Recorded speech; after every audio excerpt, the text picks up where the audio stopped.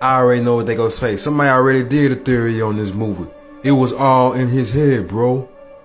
That's cool. That's their theory. Now listen to mine's. You remember the movie Boys in the Hood? Well, Menace to Society is continuing from Boys in the Hood. It's basically picking up where they left off. Remember at the end of Boys in the Hood, it said 2 weeks later, he was murdered. Who? Doughboy. So that means it had to be somebody on Menace to Society to murder him. So who was the murderer? Who murdered Doughboy? Was it him? Was it O'Dog? Was it Sharik? Or was it Kane? Or was it him? I think his name's Stacy. If you said him, you was absolutely right. He's the murderer of Doughboy. You know Sharik on Menace to Society. He was the one who beat up Doughboy when he was younger. They both was young. See, Sharik was a hothead before he turned Muslim. As you can see, Doughboy and Sharik hated each other after this incident. You know what I'm saying? Because they got into it. And ever since they got into it, they hated each other. And as Doughboy walking off in pain, holding his stomach, you heard him say, "I wish I can assassinate that person." I ain't gonna say the other word, cause TikTok be tripping. But you know what I'm saying? He said he wish he can assassinate that person. So right off back, they didn't like each other. But who you think he was putting in dirt with? Him. He was doing his dirt with him. Like I said, he was into all that before he turned Muslim, when he was young. So when Sharik got into it with Doughboy when they was young, he told him, and he didn't like that. So you know what he did? He kept an eye on Doughboy the whole time. Cause one day, he gonna take him out. That was the whole plan. Yeah, that's why he was at this party that Doughboy mama threw for him. See, this is a party for the release of Doughboy, right? And she throwing like some type of welcome home party. So, guess who at this party? He is. Oh, you didn't see him? Let's take a look. Okay, do you see him anywhere? Do you see him anywhere? You don't see him? Okay, let's go to the next scene. How about this scene with Trey talking to his mama? Do you see him now? Do you see him? Wait, let's get a closer look. Do you see him now? Do you see him? Yeah, that's him. And you know why he there? See, it ain't like he was invited. He just knows somebody that knows somebody. That's why he there. But they don't know who he is. But he there to plot and do something to Doughboy. Just not yet. See, he waited until they got Ricky first. Then they waited until he made a move on the dudes who shot Ricky. And that's when he finally plotted to take out Doughboy. See, the whole time he been watching Doughboy, he been hating on him too. He wanted his style, he wanted his look, he wanted everything that Doughboy had. Doughboy was known in that hood. Everybody know who he was. He had the street credit, he had the clothes, he had the jewelry, he had the 6'4", he had the rims, he had everything. He was the man. So it made him even more anxious to take him out. Cause he wanted Ice Cube look. I mean, look at him. He got the same thing Ice Cube wearing. He wearing his hat the same way. He got the same shirt, white shirt underneath, and a black top over it with a jerry curl. Bro, he was studying this dude. See, he wanted that Doughboy look, that Doughboy style, that Doughboy attitude. Just look at Doughboy ride, the nice golden color that's on it. Now look at the color of his car, that faded gold type of style.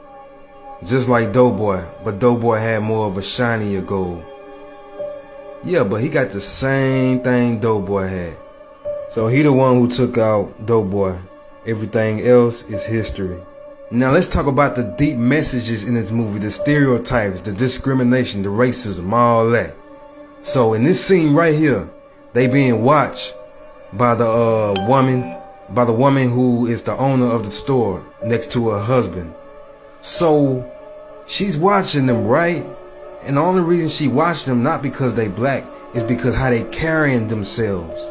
Notice they walk past another black man in the store. Notice that the woman is not watching him. It's not all close to him at all. She's over there acting like she cleaning up something. But she not close to him at all. She close to them. Now why is that? See, this is the issue. This is why they're being followed around the store. Because of this look. This stereotype. Pants sagging with the drawers showing. See, these can be actually good guys with a good heart and does good things. But since they have this appearance, to them, they are thugs. They are gangsters. They are no good. They're going to rob me. They're going to do something that's not good. And the fact that they not messing with old school over here, they not following him around the store, says that the hunt is on for the young generation. And since we got a lot of people who do steal, who do rob, who do these things that's young and look like this, then it's going to make those who are actually good-hearted people that look like this be a target. What I'm trying to say is you never see that much that a man in a suit is robbing or stealing or killing or doing anything like that. It always someone that's dressed like this. And since they're dressed like that, it's going to make those who dress like this, who are good-hearted people, be a target. And this is where it get dangerous. You got rappers who the young generation is looking up to. And guess what they do? They copy these styles, they copy these stereotypes that's placed on us and put it in their songs and videos to make it even more glorified. And we make stuff like this go viral, basically creating our own destruction over and over again. And the sad part is we'd rather spend money with other cultures than to spend money with our own people. We don't support no black owned businesses, but support other businesses that's from other cultures. Also, these cultures come to the black community and what? Sell poison. We buy poison, and then they take their money back to their community and build up theirs, and we destroy ours. Notice this scene. Notice that he's looking at a movie, but what type of movie?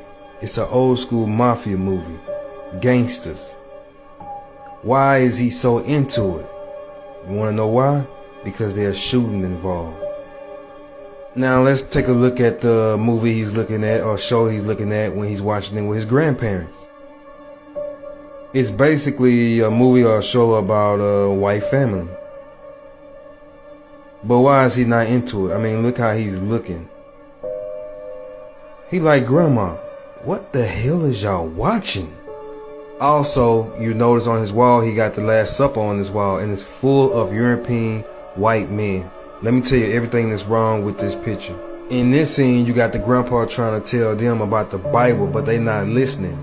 Cause he like, why he put us here if he care about us? It's a reason why these youngsters not listening to the Bible. Cause the young generation was taught at a young age that white European people was racist and they had us as slaves. But yet you have a white man on your wall. So how you think they're going to act? You can't reach these young generations, these young black men, with a white man on your wall. First of all, this was created by the Europeans. This is a European Jesus, white man. This is not Yeshua.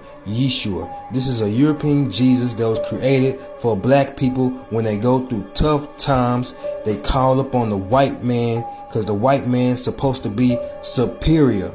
So we look up at Jesus like the white man is superior. That's the whole thing about this European picture they got on the wall. And that is why the young generation don't take the old generation serious when they talk to about the Bible, because y'all have a white European man on y'all wall. How many of y'all out there like Cain got a conscious mind and a thinking mind but can't think for himself because he have too many toxic friends around him?